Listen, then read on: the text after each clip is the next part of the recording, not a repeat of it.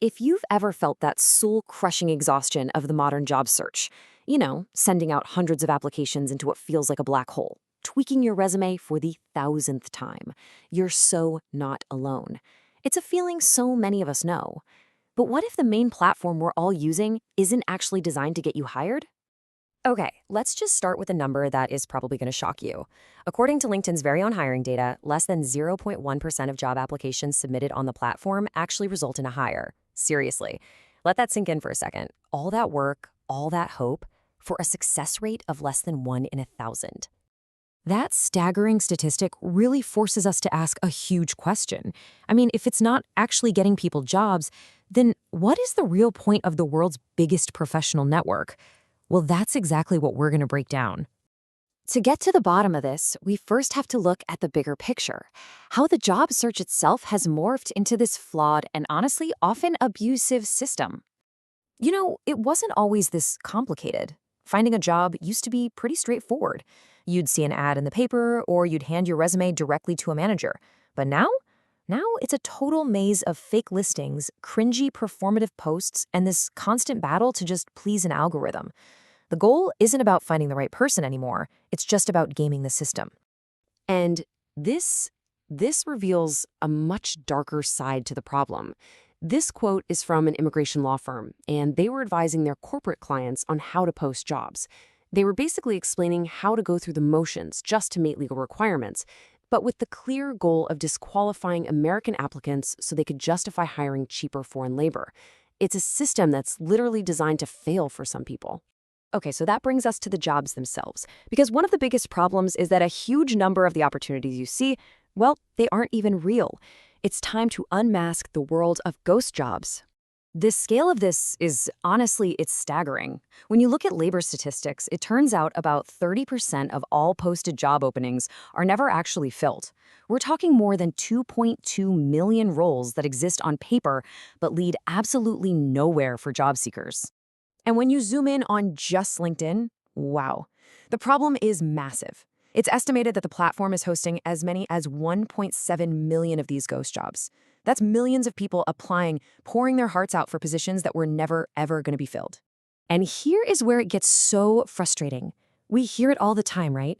3/4 of employers claim they're struggling to find workers. And yet, when people actually apply for these jobs, only 12% get any kind of response at all. It's what's called performative hiring. It's all about giving the illusion of opportunity, partly to keep current employees on their toes, feeling like they're easily replaceable. So if the platform isn't really about jobs, what's it all about then? Well, this is where we get to the real currency of the internet, your data. See, when you create a profile, you're not just a user. You're actually feeding this massive data pipeline. Your info goes from you to LinkedIn, then up to its parent company, Microsoft. And from there, it gets shared with all kinds of third parties who use it for super targeted advertising. You're not the customer here. You're actually the product being sold. Now, the language they use in their privacy policy is very clever. LinkedIn will tell you, we do not sell your personal data.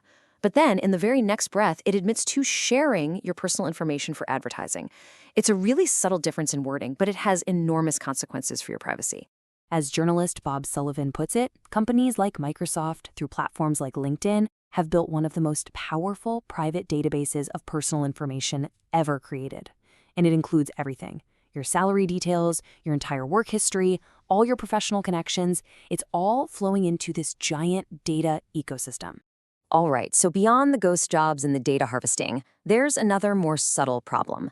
The platform has created this culture where perception is way more important than qualification, and it's all driven by snap judgments and hidden biases. You know that open to work banner? You'd think it would be helpful, right? Wrong. To many recruiters, like this former one from Google, it's actually seen as a sign of desperation. The thinking is that the best candidates are headhunted. They don't need to advertise that they're available. It's a really brutal power dynamic.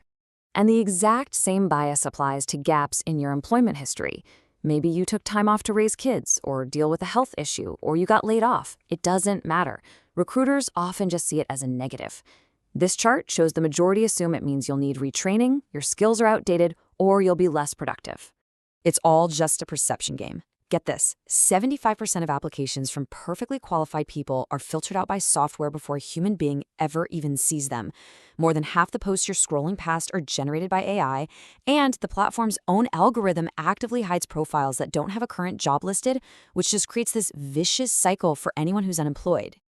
After hearing all that, I know it's easy to feel pretty hopeless. But listen, understanding how the system is rigged is the first step to figuring out a way forward. So let's talk about how to navigate this, and maybe even how to beat it. The key is to see LinkedIn for what it really is, a K-shaped economy. Just picture the letter K. One line goes up and the other goes down. If you're already established or if you're paying for their premium services, the platform helps you out. But for everyone else, the people trying to break into a new field, change careers, or recover from a layoff, it's actively working against you. So what can you actually do? First, just stop playing the numbers game. Sending out hundreds of applications is a recipe for burnout. Instead, try to focus on building real-world connections. Join a club, a professional group, even your local gym. And if you have to use the platform, just be strategic about it. Use it as a tool, not as your only hope. Now, on a much larger scale, there is a push for real systemic change. It's called the Truth in Job Advertising and Accountability Act, or TJA, and it's a bipartisan bill designed to tackle these problems head on. It's aiming to ban fake job postings, protect our privacy, and hold these platforms accountable. It's a sign that people are starting to fight back. In the end, LinkedIn isn't really the cause of all these problems. It's more like a mirror, just reflecting a broken hiring culture. It has basically automated and scaled up a system that was already failing a lot of people. So the real question isn't just about how we fix one platform. It's about who among us has the vision and the courage to build something entirely new, something better in its place.